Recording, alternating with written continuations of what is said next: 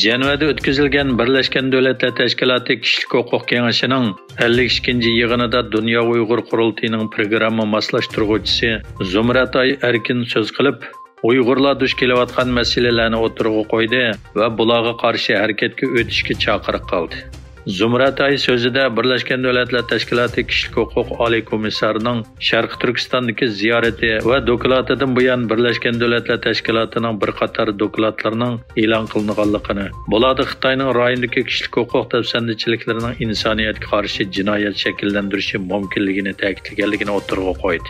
O yana Birleşken Devletler Teşkilatı İqtisad, İctimai va Madaniyat Huquq Komitetining oldingi oyda e'lon qilgan dokladida rayondagi kishilik huquq tafsandachiligiga munosabatli nurg'un masalalarni o'tirg'a qo'yganligini ta'kidladi.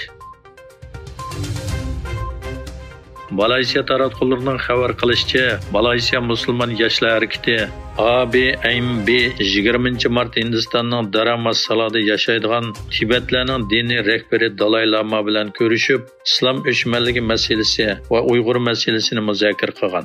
Dalay Lama muzokara jarayonida Uyg'ur do'stlarimizning zulmga uchraganligini anglaganimda azob va qayg'u his qilaman degan.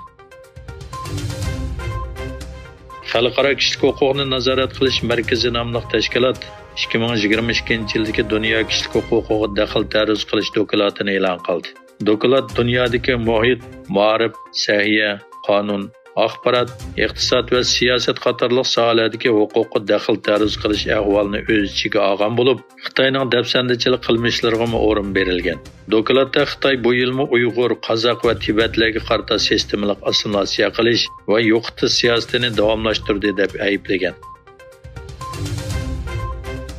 Xitoyning Uyg'urlarga qarata irqiy qirg'inchilik va insoniyatga qarshi jinoyat sodir qilayotganligini dunyoga anglatishda lager shohidlari muhim rol o'ynab kelmoqda.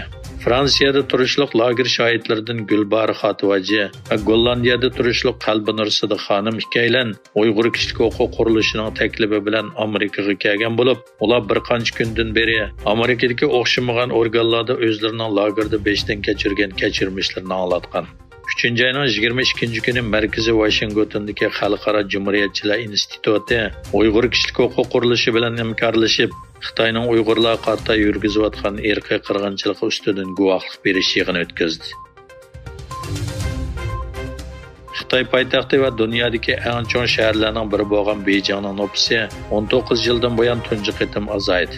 Bu shaharning nüfusi 2021-yildagi 21 million 880 mingdan 2022-yili 21 million 840 mingga ozlagan.